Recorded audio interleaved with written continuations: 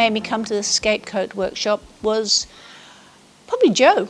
I've known Jo for many years. I really enjoy her work. I love the way she tutors. And for me, it was just a chance to come and hang out with artists, do some great creating, and just work through stuff and find out what it was all about. I really didn't quite know what I was getting myself in for.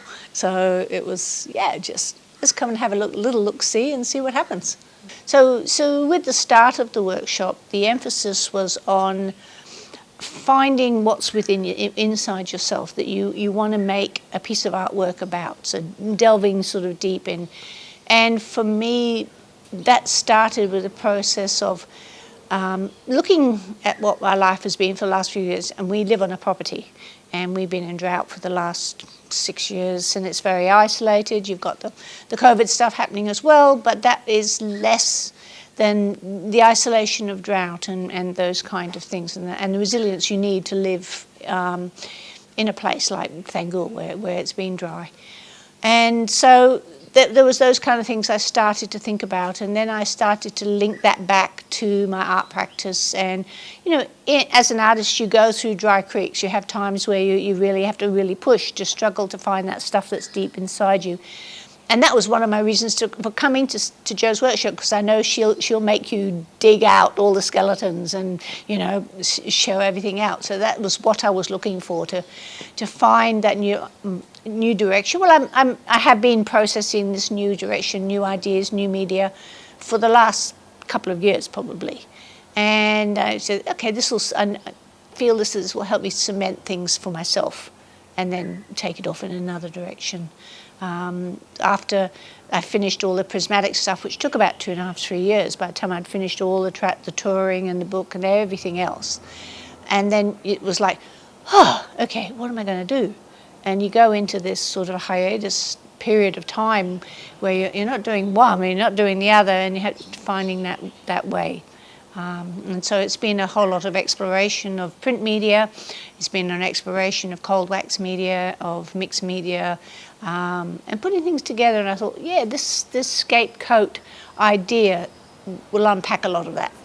I ended up deciding to work with sort of natural fibres and natural colourings to start with, and show the contrast between having dealt with the drought, the isolation, the loneliness that you feel out in the bush and things like that, against the potentiality of new growth, new life, new birth, everything like that. So they were really juxtaposed things that I wanted to illustrate. So using card, because we have that lovely mid-tonal range to work with. And then I just adore working with gessos and with charcoals and things like that, and the Hessians.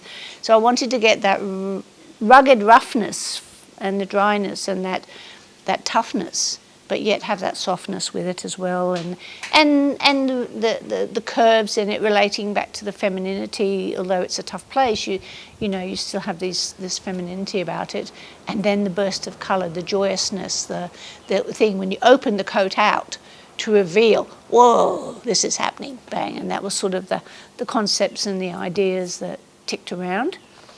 On the second day, we selected some postcards, and I went around looking at different ones, and I found 1, 2, I actually ended up finding 4 or 5, and then, we narrowed it down eventually to 2.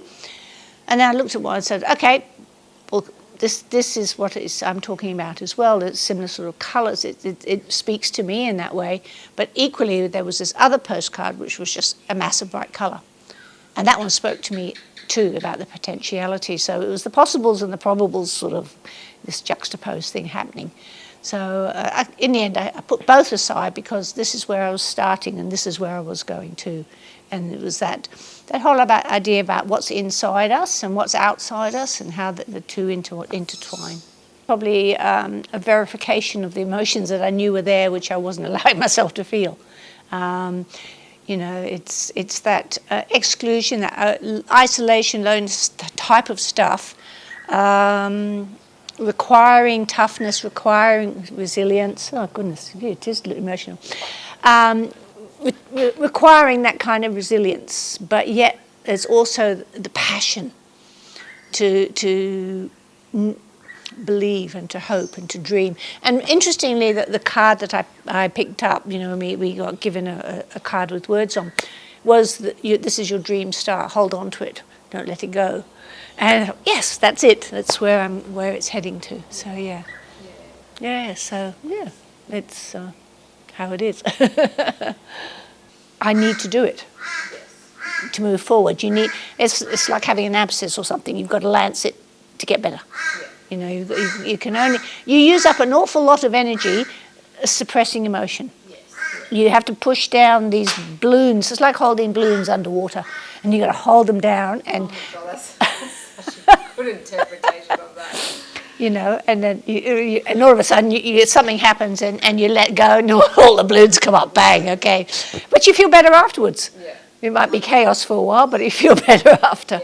Yeah. It just takes a lot of energy. It takes a lot of energy, which you could better use creatively, or just living, or being healthier, or whatever you want to use it for. I think that's important. Yeah.